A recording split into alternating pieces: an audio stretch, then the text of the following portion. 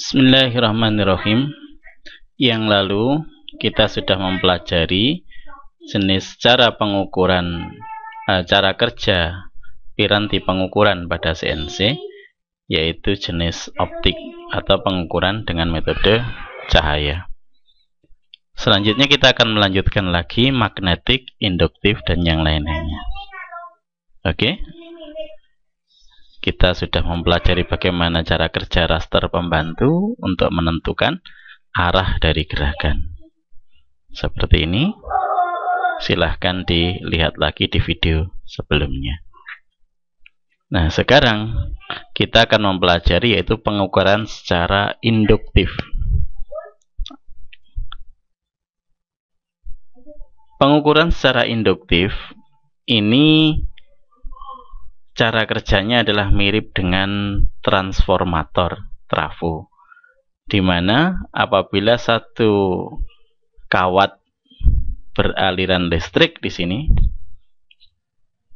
maka dia akan mempengaruhi kawat yang ada di dekatnya.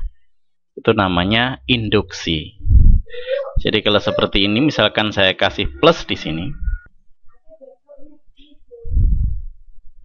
Misalkan sini kita kasih plus, sini kita kasih min, maka arah arus listrik adalah dari sini ke atas, dari sini ke bawah. Nah, di sini terus mengalir seperti itu. Nah, tepat dengan ini adalah lurus dengan ini. Sini naik, sini turun, sini naik, turun, naik, turun. Pas di sini adalah naik. Maka dia ikut naik ke atas. Di sini turun.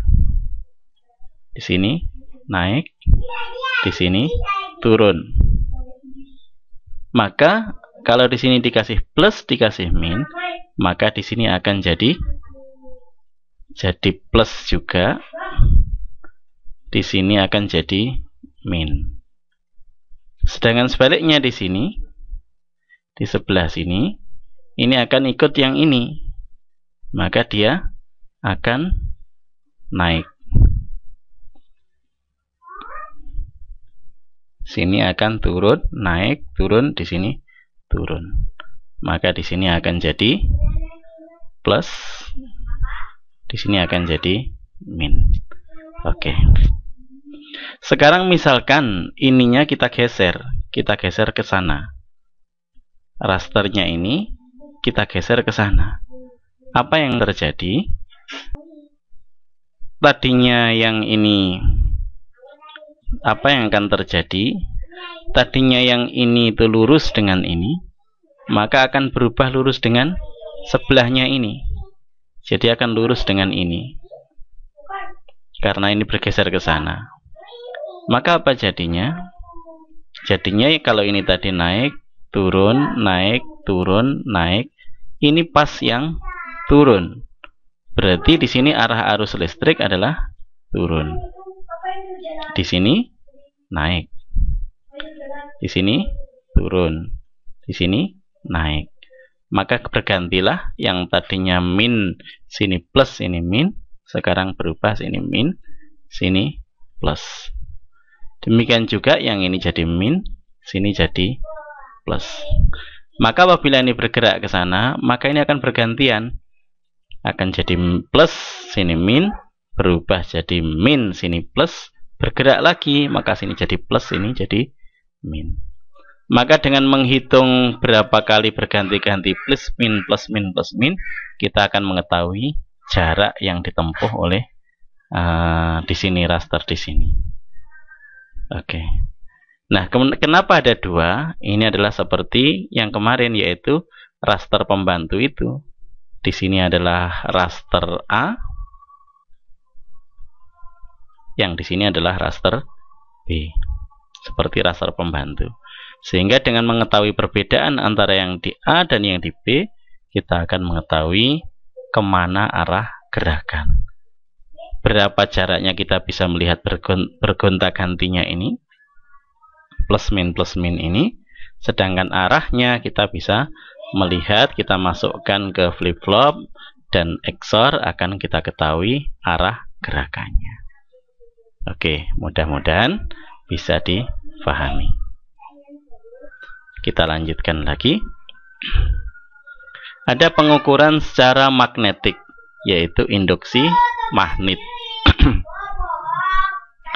Mirip dengan induktif, akan tapi dia tidak menggunakan listrik. Yang digunakan adalah magnet.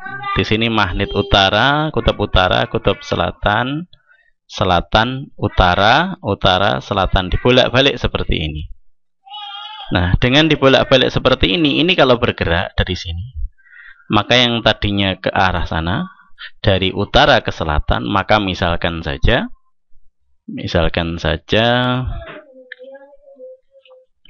bergerak dari utara ke selatan, maka di sini akan terinduksi. Kita tahu bahwasanya apabila ada kawat yang bergerak di medan magnet, maka dia akan menimbulkan listrik. Maka arus akan mengalir. Misalkan saja kalau ini gerak dari utara ke selatan, maka arusnya mengalir ke sana. Sementara itu, ketika ini bergerak dari utara ke selatan, ini bergerak dari selatan ke utara. Berarti kebalikannya. Tapi kita lihat kumparannya di sini juga dibalik. Maka justru dia memperkuat. Akhirnya dia mengalirkan arus ke sana. Di sini arus ke sana. Di sini arus ke sana. Demikian seterusnya, sehingga bisa disimpulkan waktu ini bergerak dari utara ke selatan, sini menjadi positif, sini menjadi negatif. Nah, setelah bergerak dari utara ke selatan, dia akan menemukan di sini, akhirnya bergeraknya bukan dari utara ke selatan lagi, dari selatan ke utara. Maka arusnya akan berbalik, sehingga karena bergerak dari selatan ke utara, maka akhirnya arusnya menuju ke sana. Arusnya di sini ke sana, maka sini akan menjadi kutub positif, sedangkan sini akan menjadi kutub negatif. Dengan menghitung berbolak-baliknya ini, plus min ini, maka akan diketahui bagaimana berapa jarak yang ditempuh. Oke. Kemudian bagaimana melihat arahnya? Kita lihat di sini adalah setengah panjang gelombang, sedangkan ini ke sini adalah satu gelombang, berarti sekian, separuhnya. Nah, ini akan ada cirinya. Dari gelombang yang dibentuk. Jadi gelombang yang dibentuk seharusnya itu naik, turun seperti ini. Nah, ini karena ada dua, ini ada sedikit jarak yang berbeda, maka dia akan bentuknya akan lain. Karena interferensi gelombang saling menguatkan, ini tidak tepat. Jadi ada selisihnya. Jadi arahnya bisa kita buat jadi bentuk gelombangnya jadi seperti ini. Gelombang yang dibentuk jadi seperti ini. Nah, seperti ini.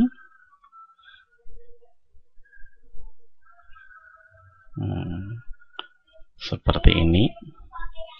Maka dengan melihat bentuk gelombangnya ini, kita akan tahu arahnya ini adalah maju. Tapi kalau arahnya ini mundur, maka tentu gelombangnya akan lain. Akan seperti ini. Nah, seperti ini. Ini tidak begitu presisi.